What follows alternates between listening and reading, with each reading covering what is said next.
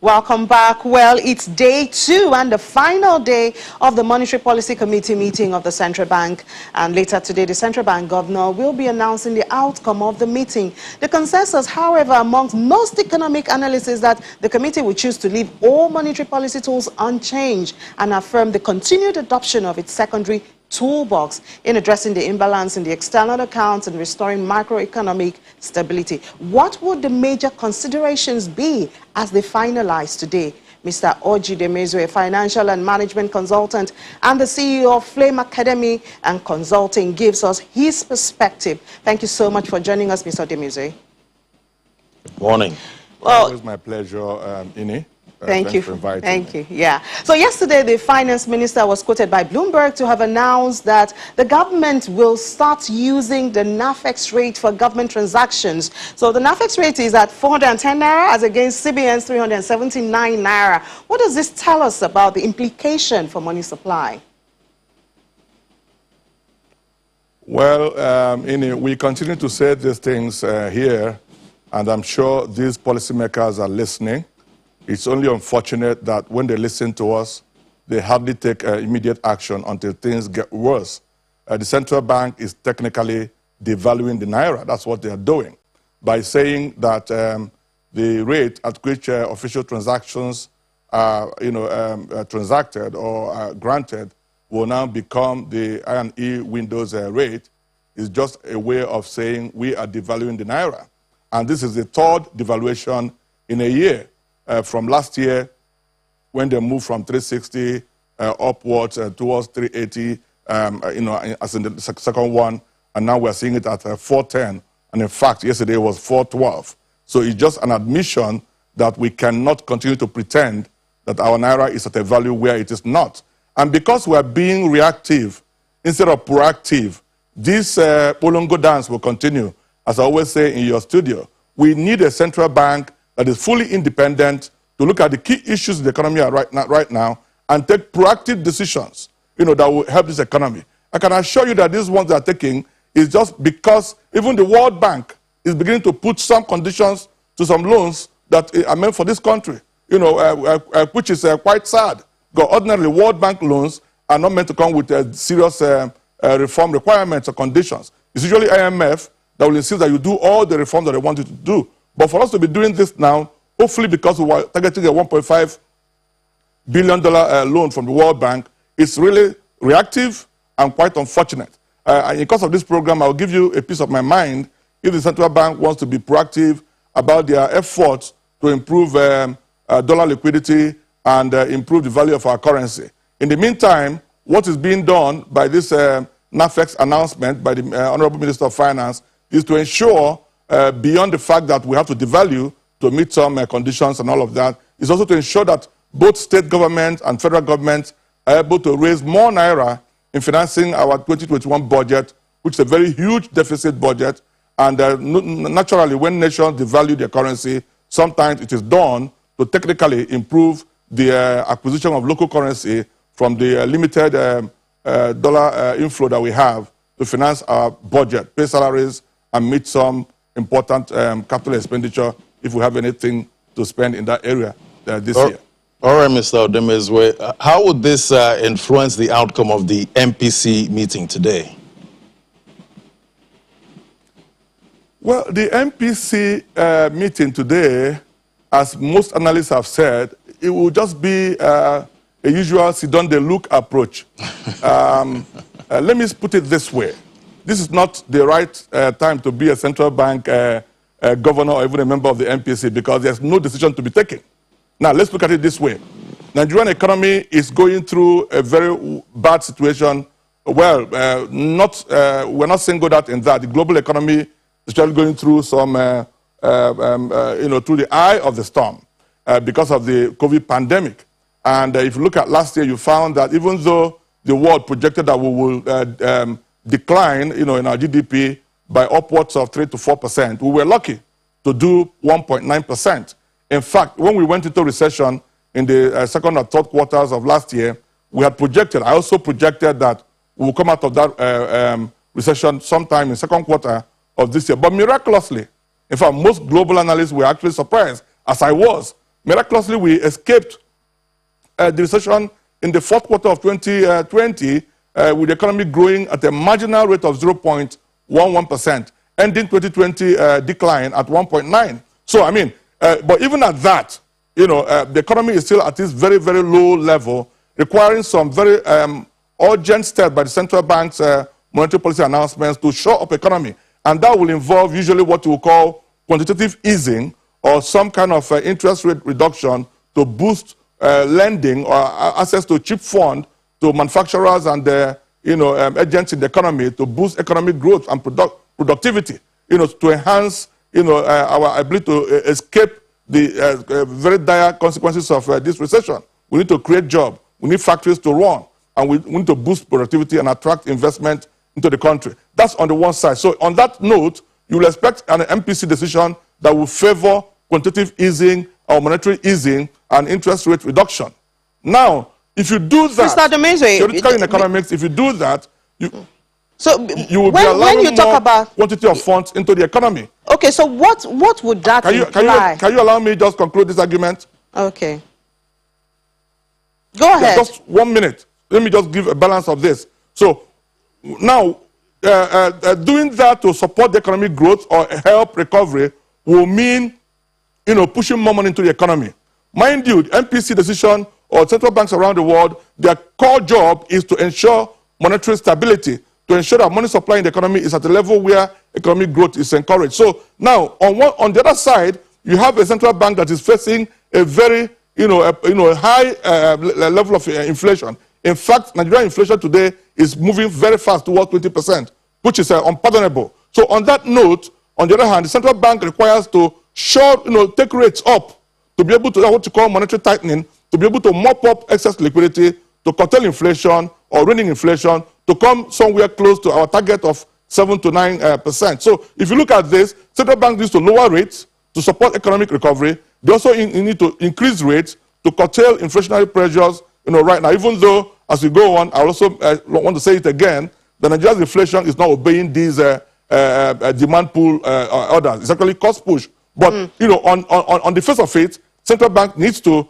raise rates to be able to curtail inflation and also reduce rates to boost economic recovery. So what do? As we go on, we can talk about that. So I wanted to ask that in the midst of this raising rate and reducing it, for boosting economy, where is the place of stabilizing the banking system in the country? Balance. All right, there are several ways to look at it. The banking system, is stable at this point. Looking at the banks, in the way they operate, even though the yield or in the operations is actually fast reducing because of some controls here and there by the central bank. But Nigerian banks are great. They are very resilient in the way they survive. In fact, today you can see many of them trying to expand into the rest of Africa, East Africa and West Africa and so on to survive.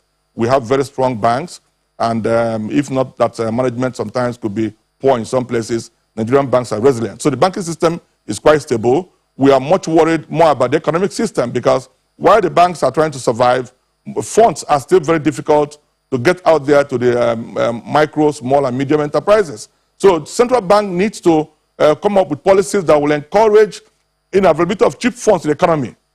Even if they're not going to reduce rates, they have to find other ways to make money available to the real sector, both small or medium and small investors.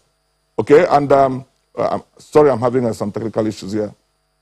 All right, so there's need to address the issue of availability of funds in the economy.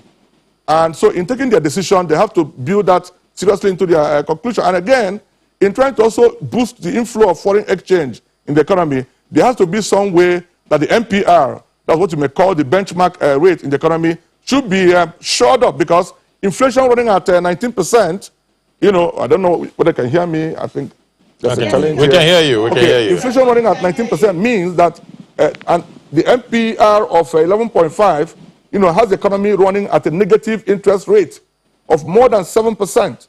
And that's a very big no-no for portfolio investors. So government has to worry about how do we attract portfolio investment in the midst of a very deep negative real interest rate in the economy. So that's a concern for the central bank as they decide today on what to do, whether to raise rates or drop rates. But as most analysts have said, and I also agree with them, we actually are looking at a decision today that will come up with nothing increased, nothing reduced. All rates may be kept where they are, while we think ahead, looking at options, maybe fiscal options, to balance or stabilize this economy. Okay, Mr. Demezwe, the CBN has continued to emphasize on the new remittance policy with a view to increase FX inflow into Nigeria. What's your take on the recent dollar for naira initiative of the central bank and generally the way the bank has managed the FX market?